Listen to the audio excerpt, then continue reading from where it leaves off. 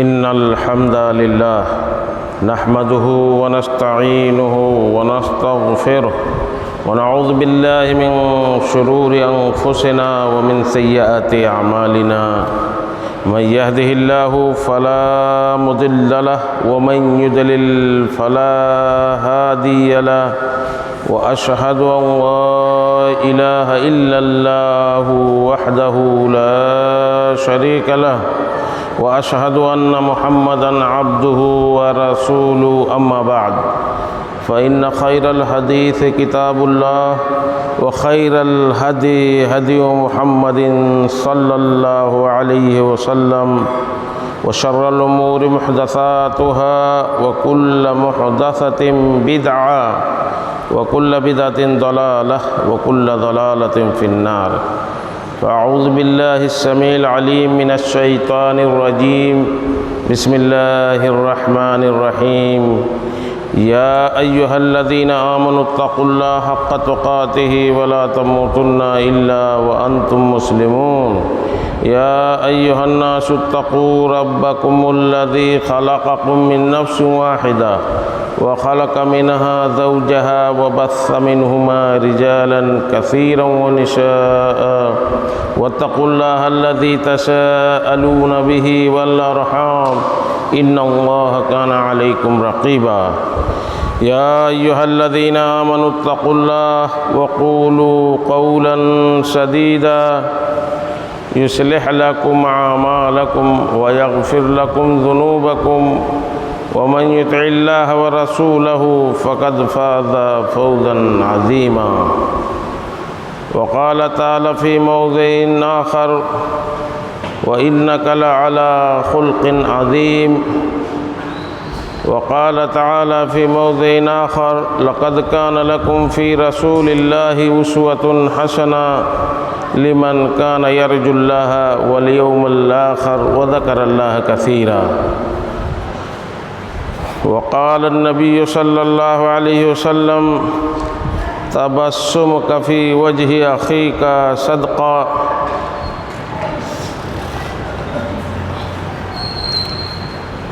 حاضرین جمعہ،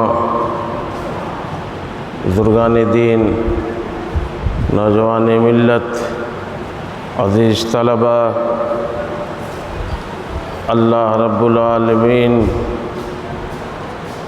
کی ہم پر واجب ہے کہ ہم اللہ کی بڑائی، اس کی حمد و ثنا کریں اور اللہ کے حبیب جناب محمد الرسول اللہ صلی اللہ علیہ وسلم کی ذات پر بے شمار درود و سلام بھیجیں۔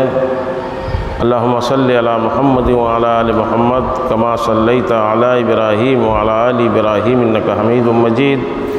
اللہم بارک علی محمد وعلی آل محمد کما بارکت علی ابراہیم وعلی آل ابراہیم انکا حمید مجید۔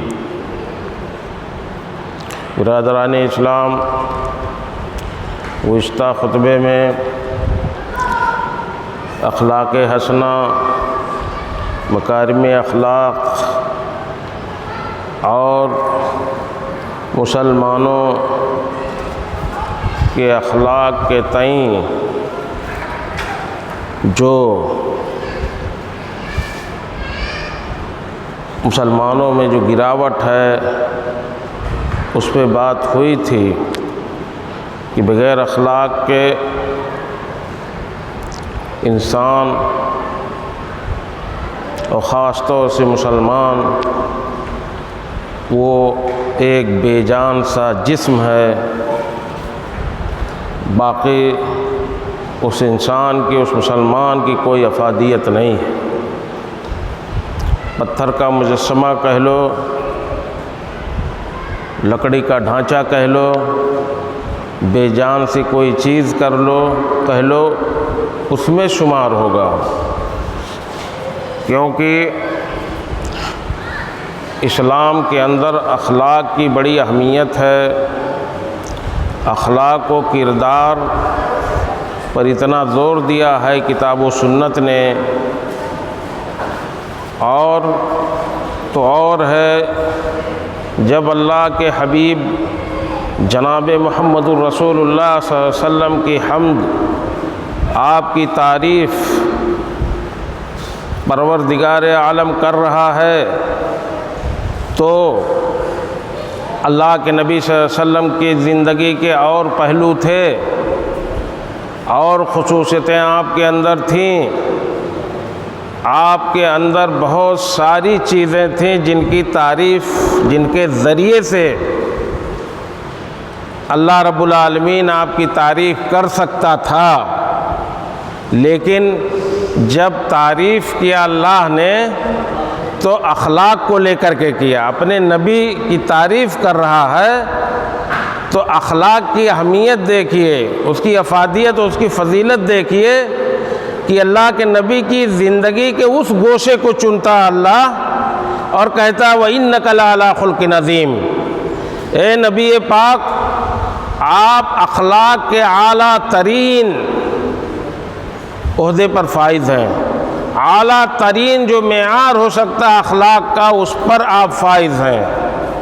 اور کچھ کہہ کر کے تعریف کرتا اللہ، لیکن نہیں، اخلاق کے ذریعے تعریف کرتا ہے اپنے نبی کی۔ اس سے یہ اجاگر ہوتا ہے، یہ پتہ چلتا ہے کہ اسلام میں اخلاق کی کتنی اہمیت ہے اور کتنی افادیت ہے۔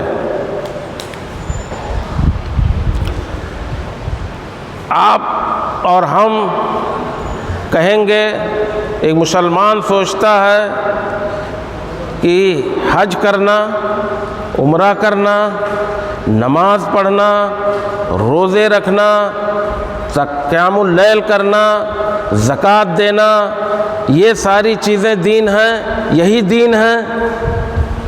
تو میں یہ کہتا ہوں کہ اگر وہ یہ سوچتا ہے کہ یہی دین ہے تو وہ غلطی میں ہے۔ ضرور یہ چیزیں دین ہیں، ہاں دین ہیں۔ آپ کا نماز، آپ کا حج، آپ کے روزے، آپ کے عمرے، آپ کے صدقات و خیرات، آپ کی تہجد کی نمازیں، قیام اللیل کرنا، یہ ساری چیزیں یہ دین ہیں، لیکن اخلاق کو آپ فراموش نہیں کر سکتے۔ کیوں؟ میں بتاتا ہوں کہ آپ انہی چیزوں کو، جن کو ہم نے دین کہا اور آپ نے اور ہم نے اور مسلمانوں نے انہی چیزوں کو، صرف انہی چیزوں کو دین اگر سمجھ لیا ہے تو غلطی میں ہے، کیونکہ انہی چیزوں سے، یہی جو ارکان اسلام ہی کو لے لیجئے، 5 رکن ہیں نا دین کے، بنی الاسلام علی 5۔ ہمارے یہ بچے جو پڑھتے ہیں دینیات، چمن اسلام وغیرہ میں پڑھتے ہیں اور جانتے ہیں کہ اسلام کی عمارت 5 کھمبوں پر ٹکی ہوئی ہے، اس کے 5 ستون ہیں، تو انہی 5 ستونوں کو لے لیں کہ ان سے کیسے جو ہے اخلاق سکھایا جاتا ہے۔ اخلاق کا درس انہی جو ہے چیزوں سے، ارکان اسلام ہی سے کیسے ملتا ہے۔ بہت بڑی چیز ہے اخلاق، اس لیے ان ارکان اسلام سے بھی اخلاق کی تعلیم دی جاتی، اخلاق کو بڑھاوا دیا جاتا ہے اور اخلاق سکھایا جاتا ہے۔ آپ پہلے رکن کو لے لیجئے، اسلام کا پہلا رکن کیا ہے؟ لا الہ الا اللہ وان محمد رسول اللہ، کہ اللہ کے سوا کوئی معبود برحق نہیں، لا الہ، کوئی معبود نہیں، کوئی معبود برحق نہیں، الا اللہ، مگر وہی اللہ۔ اللہ رب العالمین کی ذات ہی وہی جو ہے عبادت کے لائق ہے، اکیلے۔ اب اس میں اخلاق کا پہلو کہاں ہے؟ آپ اس میں جو ہے کھگالیے اور دیکھیے اور سوچیے اور نکالیے کہ وہ شخص جو اس کو نہ مانے، اپنے پہلے رکن کو، دین کا جو سب سے پہلا رکن ہے، اسے آپ اخلاقی کہیں گے؟ کیا آپ اسے مانیں گے کہ اس کے اندر اخلاق ہے؟ ہرگز نہیں۔ اسلام کہتا لا معبود بحق الا اللہ، اللہ کے سوا کوئی معبود برحق نہیں، اور وہ انسان جس کو اس پروردگار نے پیدا کیا وہ انسان۔ اور اگر آج کے مسلمان جا کر کے در در بھٹکیں، کسی بھی چوکھٹ پہ، کسی بھی دروازے پہ جا کر کے، کسی بھی پتھر پہ جا کے ماتھا ٹیک دیں، کہیں بھی جا کے جو ہے اولاد مانگنے لگے، مرادیں مانگنے لگے، چڑھاوا چڑھانے لگے، تو یہ سب سے بڑی اخلاق کی گراوٹ ہے اس انسان کے اندر۔ اس مسلمان کے اندر اخلاق نام کی کوئی چیز ہے ہی نہیں۔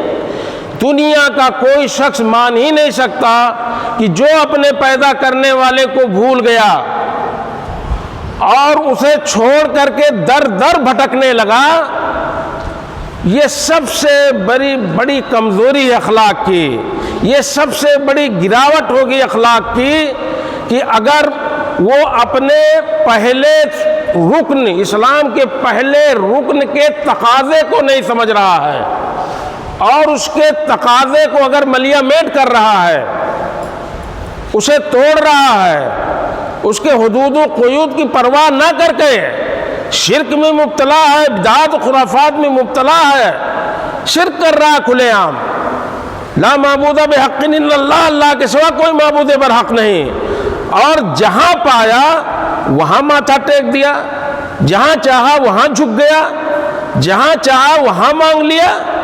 اولاد دینے والا، ارے یہ اخلاق تو چھوڑیے، یہ عقل مندی کی بات نہیں، اسے بیوقوف اور مجنون کہا جائے گا، اسے پاگل کے درجے میں رکھا جائے گا کہ پیدا کرنے والے کو چھوڑ کر کے جو رب تو کہتا ہے اس کو، لیکن رب کا مطلب نہیں سمجھ رہا ہے کہ پالنہار وہی ہے، کائنات کو چلانے والا وہی ہے، یہ پتے جو حرکت کر رہے ہیں اس کے حکم کے بغیر ایک پتا حرکت نہیں کر سکتا۔ یہاں تک تو سمجھنا چاہیے اس کو، اگر نہیں سمجھ رہا ہے اور جا کر کے جہاں تہاں پایا وہاں جو ہے جھک گیا، وہاں مانگنے لگ گیا، وہاں نظر و نیاز چڑھانے لگا اور نفع نقصان کا مالک کسی اور کو سمجھ بیٹھا، تو وہ اپنے اسلام کے پہلے رکن کے تقاضے کو پورا نہیں کر رہا ہے، اس لیے وہ سب سے بڑا بد اخلاق ہے۔ اخلاق اس کے اندر کوئی نام کی کوئی چیز نہیں ہے۔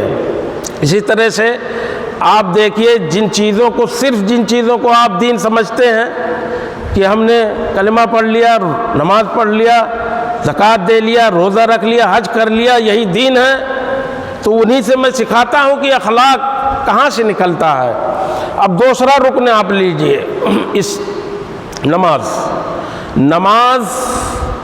ہم اور آپ پڑھتے ہیں، نماز پڑھنے کے بعد اگر وہ نماز آپ کو بااخلاق نہ بنا سکے، آپ کو برائیوں سے نہ روک سکے، تو یہ نماز جو دکھاوے کی نماز ہوگی وہ عند اللہ مقبول نہیں ہوگی۔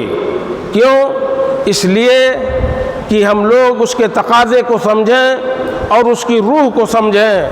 قرآن کہتا ہے، اللہ رب العالمین کھلے عام صراحتاً کہتا ہے، ان الصلاۃ تنہا عن الفحشاء والمنکر۔ نماز کا کام کیا ہے؟ قرآن کہتا ہے کہ نماز تو منکر سے، بے حیائی سے، برے کاموں سے اور منکر سے اور فحش چیزوں سے، برائیوں سے دور رکھتی ہے۔ ان الصلاۃ تنہا عن الفحشاء والمنکر۔ نماز کا کام یہ ہے کہ برائی سے روک دے، منکر سے روک دے، بے حیائی سے روک دے، اور یہ کیا ہے؟ ان چیزوں سے رک جانا، بے حیائی سے، منکر سے، برائیوں سے، یہی تو اخلاق ہے۔ تو نماز نے، اگر آپ سمجھتے ہیں کہ ہم نماز پڑھنا دین ہے تو دین ہے، لیکن نماز کا درس کیا ہے؟ نماز کا سبق کیا ہے؟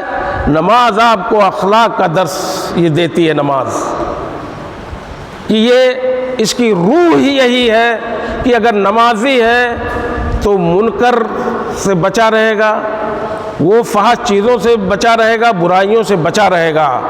اور یدی اگر آپ اور ہم صرف نماز کو دین سمجھتے ہیں اور یہ نماز ہمیں منکر سے نہیں روک پاتی، بے حیائی سے نہیں روک پاتی، اخلاق کا درس نہیں دے پاتی ہے، تو یہ نماز بھی ہماری خطرے میں ہے، نماز قبول نہیں ہوگی، کیونکہ اس کا مقصد حاصل نہیں ہو رہا ہے۔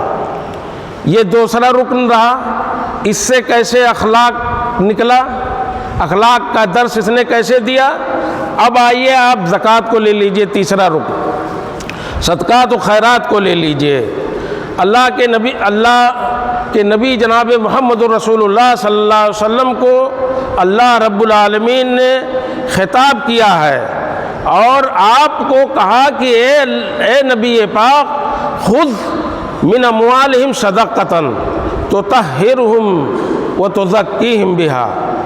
اے نبی پاک، آپ کو حکم یہ ہے میری طرف سے کہ آپ ان سے صدقہ لیجئے، زکوٰۃ لیجئے، مسلمانوں سے، تزکیہم وتطہرہم بہا، اس زکوٰۃ کے ذریعے سے انہیں پاکیزہ بنائیں، انہیں صاف ستھرا بنائیں، انہیں جو ہے تو پاک صاف کرنا، پاکیزہ بنانا، یہی پاکیزگی تو اخلاق ہے، یہی جو ہے صفائی ستھرائی انسان کی، صاف ستھری اس کی زندگی رہے، برائیوں سے لت پت نہ رہے، برائیوں سے گھرا نہ رہے انسان، تو یہی تو جو ہے اس کا روح ہے، زکوٰۃ کا، صدقے کا روح یہی ہے۔ تو اللہ نے اپنے نبی کو کہا کہ آپ صدقہ لیجئے تاکہ اس کے ذریعے سے انہیں با اخلاق بنائیں، ان کی صفائی ہو سکے، ان کی پاکیزگی ہو سکے۔ اس کا درس اس تیسرے رکن کا بھی یہی ہے کہ با اخلاق انسان بنے، مسلمان بنے۔ تو یہ تیسرا رکن بھی ہمیں اسی طرف جو ہے اسی کا درس دیتا ہے اور اسی طرف لے جاتا اخلاق کی طرف۔ بہت مشہور حدیث ہے، بارہا سنے ہوں گے، کہ جب اللہ کے حبیب جناب محمد رسول اللہ صلی اللہ علیہ وسلم حضرت معاذ ابن جبل رضی اللہ تعالیٰ عنہ کو یمن کی طرف، یمن جب مملکت اسلامیہ کا حصہ ہو گیا تو اللہ کے نبی صلی اللہ علیہ وسلم نے آپ کو ولی بنا کر کے اور امیر بنا کر کے بھیجا۔ حضرت معاذ ابن جبل بڑے پائے کے بڑے صحابیوں میں سے ہیں، کہا کہ معاذ جاؤ، لیکن فَإِنَّكَ تَأْتِي مِنْ أَهْلِ الْكِتَابِ، دیکھو یمن تو جا رہے ہو، وہ اہل کتاب ہیں، وہاں نصارہ یعنی عیسائی لوگ ہیں، یہود کے لوگ، یہودی ملیں گے، وہ اہل کتاب ہیں، آسمانی کتاب ان کے اوپر توریت اور زبور نازل ہوئی ہے دین کا، اور آسمانی کتابوں کا علم ان کے پاس ہے۔ فَإِنَّكَ تَأْتِي مِنْ أَهْلِ الْكِتَابِ فَلْيَكُنْ أَوَّلَ مَا تَدْعُوهُمْ إِلَيْهِ شَهَادَةُ أَنْ لَا إِلَٰهَ إِلَّا اللَّهُ وَأَنَّ محمد رسول اللہ۔ تو جا رہے ہو وہاں اہل کتاب کی طرف یمن، تو ان سے پہلے ان سے مطالبہ یہ کرنا کہ وہ کلمہ پڑھ لے، وہ کلمہ پڑھیں، لا الہ الا اللہ کی گواہی دیں اور مجھے اللہ کا رسول مانیں۔ فَإِنْهُمْ أَطَاعُوكَ لِذَلِكَ، جب وہ یہ بات تمہاری مان جائیں، کلمہ پڑھ لیں، تب ان کو کہو ان اللہ افترض علیہم 5 صلوات فی اليوم واللیلہ، تو انہیں یہ بتانا کہ دیکھو کہ اللہ نے 5 وقت کی نمازیں تمہارے اوپر فرض کی ہیں۔ اور جب یہ بات بھی فَإِنْهُمْ أَطَاعُوكَ لِذَلِكَ، اگر یہ بات بھی وہ مان لیں یمن والے، تب انہیں کہنا تیسرے رکن کی طرف انہیں لے جاؤ اور کہو ان اللہ افترض علیہم، ان اللہ افترض علیہم صدقۃ، اللہ نے ان کے اوپر زکوٰۃ فرض کیا ہے، صدقہ فرض کیا ہے۔ لیکن اللہ کے نبی جناب محمد رسول اللہ صلی اللہ علیہ وسلم نے، میں نے وہی کہا کہ ہمارے جو دین جن کو ہم سمجھتے ہیں اور ارکان اسلام، یہ سب اخلاق کا درس دیتے ہیں کہ مسلمان با اخلاق بنے، اپنے اخلاق کو سنوارے، یہی اس دین کا مقصد ہے۔ اور نبی صلی اللہ علیہ وسلم نے تو اپنی زندگی میں یہی سکھایا۔ اور نبی صلی اللہ علیہ وسلم کے بارے میں کہا گیا، اماں عائشہ سے جب صحابی نے پوچھا کہ آپ کا اخلاق کیا تھا، کہا کان خلقہ القرآن، قرآن نہیں پڑھتے ہو؟ قرآن پڑھو، جتنی چیزیں اس میں ہیں وہی اللہ کے نبی صلی اللہ علیہ وسلم کا اخلاق تھا۔ تو اللہ کے نبی صلی اللہ علیہ وسلم تو کھلی کتاب ہو گئے، قرآن پڑھو اور دیکھو کہ جو چیزیں اس میں ہیں وہی تو ہمارے نبی کا اخلاق ہے اور وہی ہمیں اپنانا ہے۔ تو اللہ کے نبی صلی اللہ علیہ وسلم نے حضرت معاذ ابن جبل کو کہا کہ دیکھو، جب لینے کی بات کرو گے، ابھی تک تو بات تھی کلمے کی تھی اور نماز کی تھی، جو بدنی عبادت ہے کچھ اس میں خرچ برچ نہیں لگتا ہے، لیکن جیسے مطالبہ کرو گے مال کا اور یہ کہو گے تمہارے اوپر اللہ نے زکوٰۃ فرض کیا ہے، تو اس کی حکمت بھی بتا دینا ساتھ ساتھ، تاکہ وہ بھرم میں نہ رہیں۔ تُؤْخَذُ مِنْ أَغْنِيَائِهِمْ فَتُرَدُّ عَلَىٰ فُقَرَائِهِمْ، اے معاذ یہ بات بتلانا کہ یہ کوئی ایسی چیز نہیں ہے کہ اس کو نبی یا ان کے صحابہ لے کر کے گودام بھر لیں گے، یہ کرپشن نہیں ہے، آج کے حکمرانوں کے منہ پہ تماچا ہے، جو ٹیکس وصولتے ہیں لوگوں کا، غریب جنتا سے ان کے خون پسینے کا پیسہ لے کر کے اور کرپشن کرتے ہیں، بھرشٹاچار کرتے ہیں۔ اسی شفافیت کو وہاں واضح کرنے کے لیے اللہ کے نبی صلی اللہ علیہ وسلم نے کہا کہ بتا دینا حکمت کہ زکوٰۃ اس لیے فرض ہوئی ہے کہ تُؤْخَذُ مِنْ أَغْنِيَائِهِمْ فَتُرَدُّ عَلَىٰ فُقَرَائِهِمْ، دیکھو انہی میں سے تم جو مالدار ہو، تم لوگ اہل یمن، تم سے ہم لیں گے اور اسلام لے گا اور اللہ کے نبی لیں گے، فَتُرَدُّ عَلَىٰ فُقَرَائِهِمْ، تمہارے ہی فقیروں محتاجوں پر، غریبوں پر لوٹا دیا جائے گا۔ یہ ہے حکمت زکوٰۃ کی، اور اس زکوٰۃ میں سب سے بڑا اخلاق کا درس دیا گیا ہے۔ آپ اپنی نماز پڑھتے رہو اور عمرہ کرتے رہو، بار بار حج کرتے رہو، یہ دین ہے، آپ کی ذات تک صرف محدود ہو کر کے رہے گا، اس سے اسلام کا بھلا ہونے والا نہیں ہے۔ اگر اسلام پھیلے گا، لوگوں تک جائے گا، تو اس میں اخلاق کا جو ہے عمل دخل ہوگا، اخلاق کے ذریعے سے اسلام پھیلا ہے، اور اسی اخلاق کے ذریعے سے دشمنان اسلام کا جواب آپ دے سکیں گے۔ جو دنیا بھر میں یہ ڈھول پیٹتے ہیں کہ اسلام تو طاقت سے پھیلا، اسلام تو جنگوں سے پھیلا، اسلام تو تلوار کی زور پہ پھیلا، نہیں، ایسا نہیں ہے، اخلاق سے پھیلا ہے اسلام۔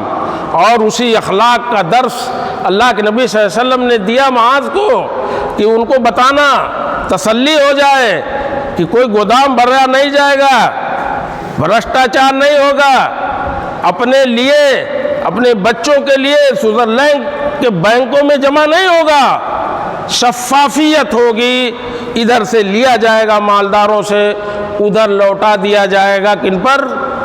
غریبوں پر، تمہارے ہی غریبوں پر۔ یہ ہے اخلاق۔ جب غریبوں پہ آپ خرچ کریں گے اور ان کی ضرورتیں پوری ہوں گی، ان کے بچوں کا علاج ہوگا، ان کے بچوں کا اور غریبوں کا پیٹ بھرے گا، یہی تو اخلاق ہے، اور اس سے پھر وہ اسلام کی طرف مائل ہوں گے۔ اسی لیے تالیف قلب کے لیے اس مسلمانوں سے ہٹ کر کے دوسروں کو، غیروں کو جو مسلمان نہیں ہیں، انہیں بھی زکوٰۃ دینا چاہیے۔ یہ اسلام کا سبق ہے، یہ اسلام سکھاتا ہے۔ کس لیے؟ تالیف قلب کے لیے، ان کے دلوں کو کھینچنے کے لیے اسلام کی طرف، کہ دیکھو اسلام کتنا اچھا مذہب ہے، سب کی مدد کرتا ہے، سب کی حاجتوں کو دیکھتا ہے۔ یہ اسلام کا، یہ اللہ کے نبی صلی اللہ علیہ وسلم نے تو یہ تیسرے، ہم نے کہا کہ تیسرا جو ہمارا رکن ہے اسلام کا، اس نے کیسے اخلاق سکھایا کہ اللہ کے نبی کو حکم ہوا کہ لو زکوٰۃ، اور اس کے ذریعے سے ان کی پاکیزگی کر دو، اور جو پاکیزہ اخلاق جب اس کا ہو جائے گا اس انسان، تو اسی زکوٰۃ کے ذریعے سے جو ہے سبق ملتا ہے اخلاق کا ہمیں۔ اور یہی معاذ ابن جبل کو اللہ کے نبی نے فرمایا کہ وہاں بتا دینا، اعلان کر دینا کہ یہ لے کر کے بانٹا جائے گا غریبوں میں۔ یہ اخلاق سکھاتے ہیں ہماری یہ جو ارکان اسلام ہیں۔ اور ہم بھولے ہوئے ہیں، اسی میں گم ہیں کہ ہم نمازی ہیں، ہم روزے دار ہیں، ہم حج کرتے ہیں، عمرہ کرتے ہیں بار بار۔ تمہاری ذات تک وہ چیز ہے، دین ہے، اس سے انکار نہیں ہے، لیکن اللہ کے نبی جناب محمد رسول اللہ صلی اللہ علیہ وسلم کی حدیث ترمذی ابن ماجہ کی ہے، علامہ البانی نے اسے صحیح قرار دیا ہے۔ سئل عن النبی صلی اللہ علیہ وسلم، اللہ کے نبی صلی اللہ علیہ وسلم سے جب سوال کیا گیا، کان کھول کر کے سنو، کہ سب سے زیادہ لوگ جنت میں کس کے ذریعے سے داخل ہوں گے؟ جنت میں جو داخلہ ملے گا، جو سرٹیفکیٹ ملے گا، اب NRC ہو رہی ہے، اور آپ کو جو سرٹیفکیٹ ملے گی یعنی جنت کی، وہ کس کے ذریعے سے سب سے زیادہ ملے گا؟ اللہ کے نبی، تو اللہ کے نبی نے فرمایا تقوی اللہ حسن الخلق، کہا کہ جس کا اخلاق سب سے اچھا ہوگا، جو اللہ سے سب سے زیادہ ڈرنے والا ہوگا، وہی سب سے زیادہ وہی لوگ جنت میں جائیں گے۔ نماز کا ذکر نہیں کیا اللہ کے نبی صلی اللہ علیہ وسلم نے، عمرہ کرتے رہو، دوڑو 10 بار، غریبوں کو مدد نہیں کر سکتے اس پیسے سے، اللہ کے نبی نے عمرے کا ذکر نہیں کیا۔ کہا کہ سب سے زیادہ اچھا اخلاق جس کا ہوگا، وہی لوگ سب سے زیادہ جنت میں داخل ہوں گے، اور جو سب سے زیادہ اللہ کا تقوی اختیار کرتے ہیں، اللہ سے ڈرتے ہیں۔ پھر کہا، پوچھا گیا اللہ کے نبی، جہنم میں کون لوگ سب سے زیادہ داخل ہوں گے، کس کے ذریعے سے، کس وجہ سے؟ تو اللہ کے نبی نے فرمایا الفم والفرج، اس منہ کی وجہ سے اور شرمگاہ کی وجہ سے، یہی دو چیزیں ایسی ہیں جو سب سے زیادہ لوگوں کو جہنم میں لے جانے والی چیزیں ہیں، یہی بد اخلاقی منہ سے، اور جو اپنی شرمگاہ کی حفاظت نہیں کر سکتا، بے حیائی پہ اتارو ہو، وہ ایسے لوگ جہنمی ہوں گے زیادہ سے زیادہ، اسی وجہ سے، انہی دو چیزوں کی وجہ سے جہنم میں جائیں گے۔ اور جن دو چیزوں کا ذکر کیا کہ جنت میں داخلہ ملے گا، وہ اللہ کا تقوی اور اچھا اخلاق، تو اچھا اخلاق اور تقوی، تو یہاں جان لینا چاہیے کہ یہ ساری چیزیں جو دین کی ہیں، یہ جو ارکان اسلام ہے، یہ اخلاق ہمیں سکھاتے ہیں، اخلاق کا درس اس میں اجاگر ہے، ایک دم سے جلی ہے، ظاہر ہے، نہ پڑھ پائیں، نہ سیکھ پائیں، نہ سمجھ پائیں، ہماری کمی ہے۔ یہ صدقہ اور زکوٰۃ کی بات تھی۔ روزے کی بات لے لیجیے، یہ بھی رکن ہے نا 5 ارکان میں سے۔ روزہ کیسے ہمیں اخلاق سکھاتا ہے؟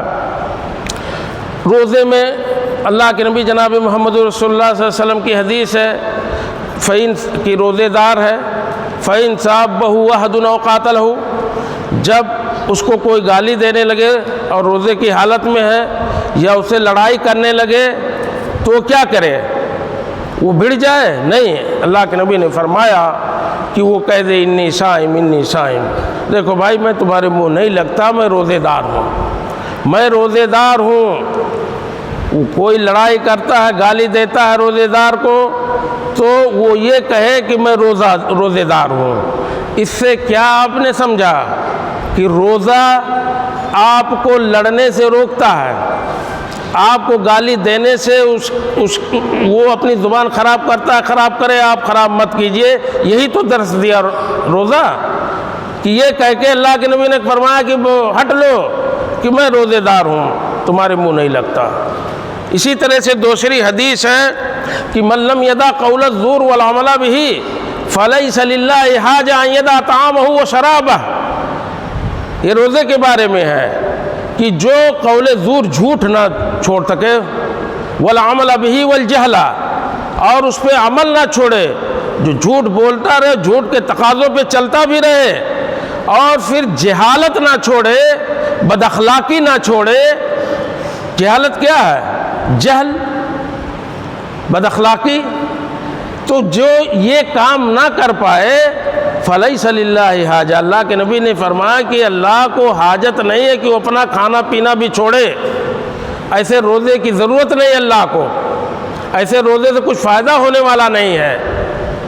وہاں نماز کے بارے میں کہا گیا کہ ایسی نماز کا کچھ فائدہ نہیں جو آپ کو برائی بے حیائی سے، ان الصلاۃ تنہی عن الفحشاء والمنکر، روح ہے نماز کی کہ وہ برائی سے، منکر سے آپ کو روک سکے، اخلاق کی طرف لے جا سکے۔ اگر یہ مقصد حاصل نہیں ہوتا تو آپ کی نماز کسی کام کی نہیں۔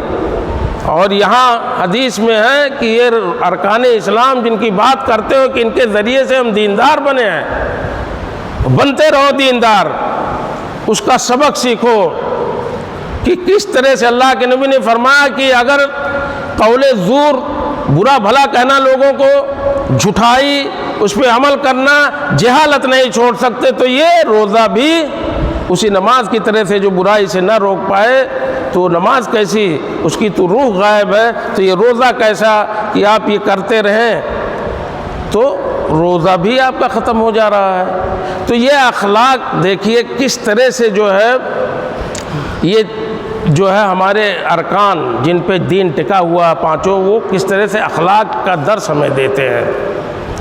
اب رہ گیا صرف ایک رکن، حج۔ الحج اشہر معلومات، اس کا بھی سن لیجئے۔ قرآن کہتا ہے کہ حج یہ گنتی کے چند مہینے ہیں۔ وہ کون مہینے ہیں جن میں حج کر سکتے ہیں؟ احرام حج کے لیے، عمرہ تو سال بھر کرتے رہو، جب بھی چاہو جب احرام باندھ لو، لیکن حج کا احرام کب باندھیں گے آپ؟ الحج اشہر معلومات، چند مہینے ہیں حج کے۔ حج کے مہینے جنہیں کہا جاتا ہے وہ شوال، ذی القعدہ ہے، اور 10 دن یا 15 ذی الحجہ پکڑ لو۔ یہی حج اشہر حج ہیں، حج کے مہینے ہیں، انہی میں حج ہوگا، باقی سال میں حج نہیں ہوگا۔